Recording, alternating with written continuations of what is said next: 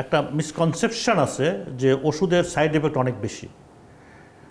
এখন ব্লাড প্রেশারের যদি বেশি থাকে এবং সেটা যদি কিছু কিছু ফ্যাক্টরকে রিলিভ করে, যেমন ওবেসিটি, স্মোকিং, এগুলো পরেও যদি পারজিস্ট করে তার blood pressure, high blood pressure, তাহলে ব্লাড প্রেশার নিয়ন্ত্রণে রাখতে হবে।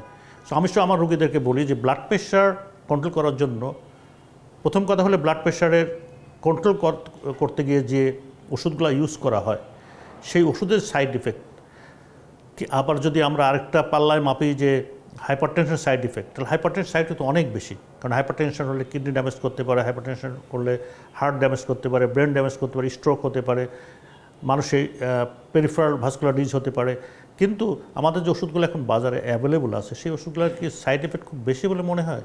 আমি যদি আবারও পরিসংখ্যানে যাই, আমি যদি আমার উচ্চ রক্তচাপটা কন্ট্রোল করি, আমার ব্রেন স্ট্রোক বা ব্রেন হ্যামারেজের রিস্কটা আমি 50% উপরে কমাতে পারি। আমি যদি প্রেশারটা এভাবে কন্ট্রোল রাখি, আমার কিডনি ফেলিওরের ভবিষ্যতে 5 বছর 10 বছর পরে যেটা হবার কথা সেটার চান্স কিন্তু আমি অর্ধেক করে দিতে পারি। আমার হার্ট অ্যাটাকের রিস্কটা 25% কমাতে পারি। আমি হার্ট ফেলিওরের রিস্কটা 50% কমাতে পারি। আমার চোখে হ্যামারেজের রিস্কটা কমাতে পারি। এবার ওষুধের এফেক্টে যাই। ধরা যাক আমাদের একটা ওষুধ আছে, তাদের শুকনা কাশি হয়, সেই ওষুধটা আবার কিন্তু কিডনির প্রোটেকশনের জন্য অসাধারণ। এখন কাশি যাদের হবে তাদের কিন্তু আমরা সাবস্টিটিউট করে দেব, কিন্তু তার কাশিটা ওষুধ বন্ধ করলেই চলে যাচ্ছে, আপনার কিডনি ড্যামেজটা একবার হয়ে গেলে থেকে যাচ্ছে। আরেকটা ওষুধে যে অ্যামলোডিপিন গ্রুপের ওষুধে পায়ে পানি আসে, ওটা হলো লোকাল প্রবলেম, ওটা হার্ট বা কিডনির সাথে কোনো সম্পর্ক নেই। লোকালি আপনার পায়ের ভেসেলগুলো ডাইলেট করছে, ফ্লুইড লিক করছে, খুব সোজা আপনি ওষুধটা ডোজ কমান অথবা সাবস্টিটিউট করে দেন, অথবা যদি আপনি টলারেট করতে পারেন তাহলে করেন।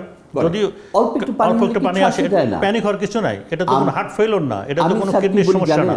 আমি রোগীদের বলি, ভাই এই পায়ে পানি আসাটা হলো আপদ, কিন্তু আপনার হার্টের প্রবলেম হওয়া বা কিডনির প্রবলেমটা হলো বিপদ।